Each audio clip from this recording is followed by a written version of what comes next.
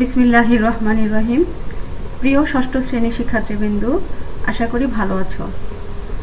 আজকে তোমাদের ইংরেজি বইয়ের চ্যাপ্টার 5 এর 5.4 অনুশীলনটি আমরা পড়ব।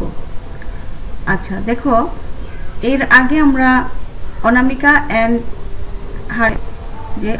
অ্যান্ড হার ফ্যামিলি তো পড়েছিলাম। তো এইখান থেকে এই 5.4 কলাম এ কলাম বি এই গল্পটা রিলেটেড দেওয়া আছে। এখানে বলা আছে যে ওয়ার্ক ইন পেয়ার, জোড়ায় কাজ করো। Match the word in column A with their meaning in column B. Match মানে মিল করো, মিল করো শব্দগুলো কলাম এ থেকে শব্দগুলো মিল করো কার সাথে, কলাম বি এর যে মিনিং বা অর্থ দেওয়া আছে সেই অর্থের সাথে মিল করো। কলাম এতে যে শব্দগুলো দেওয়া আছে বিতে সেই শব্দগুলোর মিনিং দেওয়া আছে, এটার সাথে মিল করতে হবে।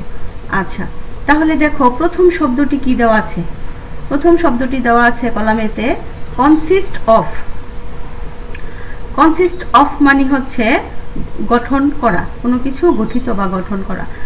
আচ্ছা, তো আমরা এই কলাম বিতে এই ওয়ার্ডটির সাথে কোনটা মিল হয় সেটা একটু খুঁজে দেখি। দেখো, এখানে কনসিস্ট অফ গঠিত বা গঠন করা, এখানে টু বি মেড, মেড মানেও গঠন, মেড মানেও গঠন বা তৈরি করা। To be made up of things or people.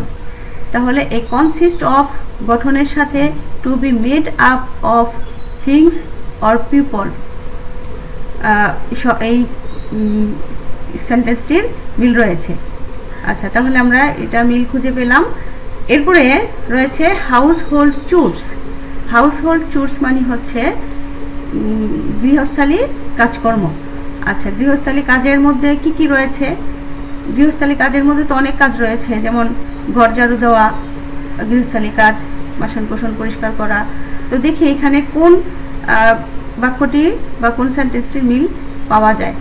যেমন এখানে দেখো, এই যে ওয়ার্ক দেখতে পাচ্ছি, ডেইলি ওয়ার্ক। তাহলে the daily work that is done to keep the house clean and proper. তাহলে হাউস হোল্ড চোর্স গৃহস্থালী কাজকর্মের সাথে মিল রয়েছে। দ্য ডেইলি ওয়ার্ক প্রতিদিনের কাজ, দ্যাট ইজ ডান যা করা হয়, two keep the house clean and proper বাড়ি পরিষ্কার করার জন্য যত্ন সহকারে যে কাজ করা হয় সেটা হাউস হোল্ড চুর। আচ্ছা, তারপরে আছে কাম ফরওয়ার্ড। কাম ফরওয়ার্ড মানে সামনে আনা। আচ্ছা, এখানে কোথায় মিল খুঁজে পাবো? কাম ফরওয়ার্ডের সাথে আমরা মিল খুঁজে পাবো to help, two offer help or service. Two offer help or service, কাউকে কি দেওয়া? সাহায্য এবং কাজ, সাহায্য সহযোগিতা দেওয়া হচ্ছে কাম ফরওয়ার্ডের সাথে মিল খুঁজে পাচ্ছি। কাম ফরওয়ার্ড সামনে নিয়ে আসা, এবং কাউকে সাহায্য করা বা সহযোগিতা করলেও তাকে কি করানো হয়? সামনে এগিয়ে দেওয়া হয়। কাম ফরওয়ার্ড সামনে এগিয়ে দেওয়া, আর কাউকে সাহায্য সহযোগিতা করা, কাজ বা সাহায্য করা, সেটাও সামনে আগানোই বোঝায়। আচ্ছা, আমরা যদি একটু দাগ কেটে দেই তাহলে মনে হয় ভালো হয়, দাগ দিয়ে মিলিয়ে দিই। দেখো, আমাদের প্রথমে ছিল কনসিস্ট অফ। এই কনসিস্ট অফের সাথে যেটা মিল খুঁজে পেয়েছি সেটাতে আমরা দাগ দিব। Consist of to be made up of things or people. আচ্ছা, তারপরে আমরা মিল খুঁজে পেয়েছি হাউস হোল্ড চুরের সাথে মিল খুঁজে পেয়েছি দ্য ডেইলি ওয়ার্ক। এই যে the daily work that is done of keep the house clean and proper. আচ্ছা, তারপরে কাম ফরওয়ার্ড সামনে এগিয়ে দেওয়া, এটার সাথে মিল খুঁজে পেয়েছি two offer help or service. আচ্ছা, এরপরে ক্লিন। ক্লিন মানে পরিষ্কার করা। এখানে দেখি আমাদের তিনটা সেন্টেন্স এর মধ্যে চলে গেছে, যে তিনটা চলে গেছে সেই তিনটা বাদ দিয়ে বাকিটা মিল খুঁজে বের করব। দেখো, ক্লিন মানে পরিষ্কার করা। আবার এখানে রয়েছে to make a place or object free from dirt or dust.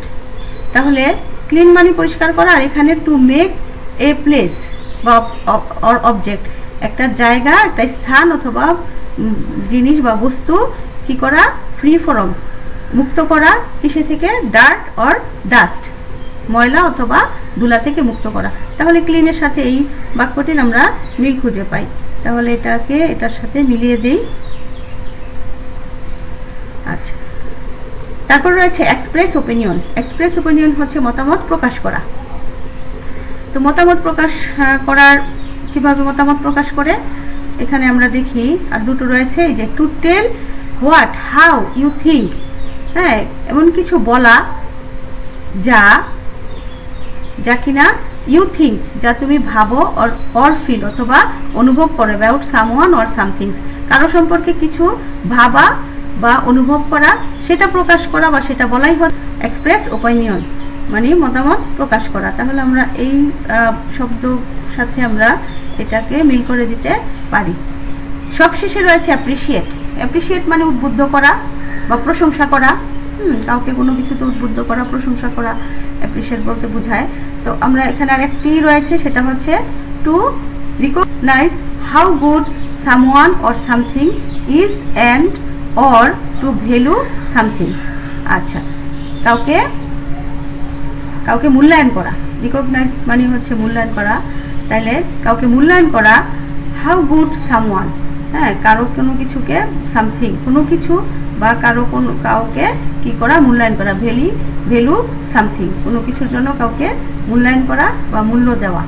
আচ্ছা, তাহলে আমরা এটার সাথে এটা মিল করে দিই। আচ্ছা, দেখো এখানে দাগ টানার পরে একটু কেমন যেন মনে হচ্ছে, হিবিজিবি মনে হচ্ছে। তো আমরা এই সেন্টেন্সগুলি লিখে সুন্দরভাবে প্রকাশ করতে পারি।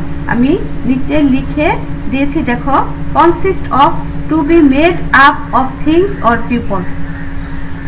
তারপর 2 নম্বরে আছে household chores, the daily work that is done to keep the house clean and proper. তারপরে আছে come forward to offer help or service. 4 নম্বরে আছে clean, to make a place object free from dirt or dust. তারপরে আছে express opinion, to tell what how you think or feel about someone or something. তারপরে 6 নম্বর রয়েছে appreciate, to recognise how good someone or something is and or to value something. শিক্ষার্থীবৃন্দ, এ পর্যায়ে তোমাদের কাছে আমার অনুরোধ, তোমরা যারা আমার চ্যানেলটি এখনও সাবস্ক্রাইব করোনি তারা চ্যানেলটি সাবস্ক্রাইব করে নাও। তাহলে আমি যত ভিডিও দিব ভিডিওগুলো তোমরা খুব পেয়ে যাবে তাড়াতাড়ি। আচ্ছা, তোমরা ভিডিও দেখে যদি ভালো লাগে লাইক দিবে, আর ভিডিও সংক্রান্ত কোনো মতামত থাকলে সেটাও কমেন্টে লিখবে, তাহলে আমি বুঝতে পারবো। আচ্ছা, তো আমরা এখন এ পর্যায়ে আমরা 5.5 করব। 5.5 এ কি দেওয়া আছে দেখো, look at the grid blue, it seems the household chores of Anamika's family. Read the passage again and put a tick to show who does the work. আচ্ছা, কি বলা আছে, look at the grid blue. Blue মানে নিচে, আর grid মানে এই যে ঘরগুলো, এই ঘরগুলোকে এক একটাকে গ্রিড বলা হয়। যে কলাম এবং রোয়ের সমন্বয়ে যে ঘর হয় বাক্সর মতো, সেগুলাকে বলা হয় গ্রিড। আচ্ছা, তাহলে look at the grid blue, নিচের ঘরগুলো লক্ষ্য করো। It shows the household chores of Anamika's family, এখানে দেখানো হয়েছে অনামিকাদের পরিবারের গৃহস্থালী যে কাজগুলো সেগুলো দেখানো হয়েছে। রিড দ্য প্যাসেজ এগেন, ওই যে গল্পটি আমরা পড়েছি অনামিকা অ্যান্ড হার ফ্যামিলি, সেই গল্পটা আবার পড়তে বলছে। And put a tick to show who does the work, এবং এই ঘরগুলাতে টিক চিহ্ন দাও কে কাজগুলো করেছে। And then use full sentence. Describe the grid in pair groups. One is done for you. তারপর বলছে and then use full sentence. তারপরে পুরো সেন্টেন্সটি বা পুরো বাক্যটি লেখো, বর্ণনা করো, এবং তোমরা এটি জোড়ায় অথবা গ্রুপে কাজটি করতে পারো। একটি উদাহরণ তোমার জন্য দেওয়া আছে, যে একটি এক্সাম্পল সেন্টেন্স একটা দেওয়া আছে, Anamika's father and mother both do the cooking. দেখো, প্রথমেই দেওয়া আছে হাউসহোল্ড চুরস, এখানে কাজগুলোর নাম দেওয়া আছে, তারপর নাম দেওয়া আছে অনামিকা, ফাদার, মাদার, ব্রাদার, কোন কাজগুলো কে করেছে। যেমন কুকিং, কুকিং কে করেছে আমরা গল্পটি পড়ে জেনেছি অনামিকার বাবা মা দুজনেই কুকিং বা রান্না করেছে। সেই জন্য এখানে দুইটি ঘরেই টিক চিহ্ন দেওয়া আছে, ফাদারের ঘরে, মাদারের ঘরে। আচ্ছা, এরপরে আছে ওয়াশিং ক্লোথস। ওয়াশিং ক্লোথস মানে কাপড় ধোয়া, কাপড় কে কে ধুয়েছে। আচ্ছা, কাপড় অনামিকার কাপড় ধোয়াটা একেবারেই বলা আছে যে অনামিকা অলওয়েজ ওয়াশিং ক্লোথ, এটা বলা আছে, কিন্তু ইনডাইরেক্টলি বলা ছিল অনামিকার বাবা এবং মা দুজনেই কিন্তু কাপড় ধোয়, কারণ অনামিকার বাবা এবং মা দুজনেই বাড়ির গৃহস্থালী কাজগুলো করে, সব কাজই তারা দুজন ভাগাভাগি করে। তাহলে সেক্ষেত্রে ওয়াশিং ক্লোথসটা অনামিকা ফাদার মাদার সহই করে। আমরা তাহলে এখানে টিক চিহ্ন দিতে পারি, অনামিকার ঘরে দিতে পারি, ফাদারের ঘরে দিতে পারি, মাদারের ঘরে দিতে পারি। আচ্ছা, তাহলে আমরা টিক চিহ্নটা দেই। আগে টিক চিহ্ন দিব, তারপরে ফাদারের ঘরে অনামিকার বাবাও যেহেতু ঘরের সব কাজ করে, শুধুমাত্র অনামিকার ছোট ভাই ছোট বিধায় সে হয়তো কাপড় ধোয় না। ওয়াশিং প্লেটেও অনামিকার কথা বলা আছে, এবং অনামিকার বাবা মা দুজনেই যেহেতু সব কাজ করে, সেহেতু এখানে অনামিকা ফাদার মাদার আসবে। বাড়িঘর পরিষ্কার করা, তো বাড়িঘর পরিষ্কারে কিন্তু অনামিকা এবং অনামিকার ভাই মিলে বাবা মার সহযোগিতায় বাড়িঘর পরিষ্কার করেছিল, তার মানে 4 জনই বাড়িঘর পরিষ্কার করেছিল।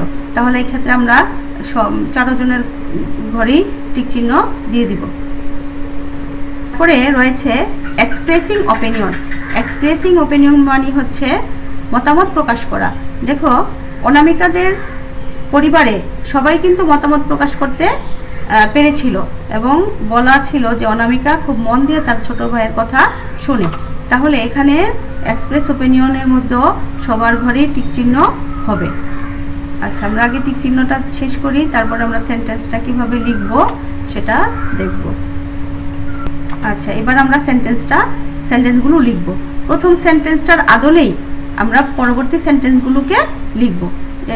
প্রথম সেন্টেন্সটা যেমন কুকিং দেওয়া আছে, Anamika's father and mother both do the cooking, তাহলে আমরা এই ওয়াশিং ক্লোথেও ঠিক সেভাবেই লিখব যে এখানে আছে Anamika her father and mother do the washing clothes, তাহলে অনামিকার বাবা এবং তার মা কি করে কাপড় ধোয়। আচ্ছা, তারপরে রয়েছে ওয়াশিং প্লেটও ওয়াশিং ক্লোথসের মতোই আমরা লিখব Anamika her father and her mother do the washing plate. তারপরে রয়েছে ক্লিনিং হাউস যেহেতু 4 জন, আমরা এই সেন্টেন্সটিকে দুভাবে লিখতে পারি। একটা হচ্ছে Anamika her father her mother and her brother do the cleaning house, অথবা লিখতে পারি everybody do the cleaning house, সবাই বাড়ি পরিষ্কারের কাজ করেছে। আচ্ছা, সেক্ষেত্রে বিন্দু আমরা এই টেবিলের মাধ্যমে কিভাবে একটি সেন্টেন্স লিখতে হয় সেটা কিন্তু শিখে নিলাম।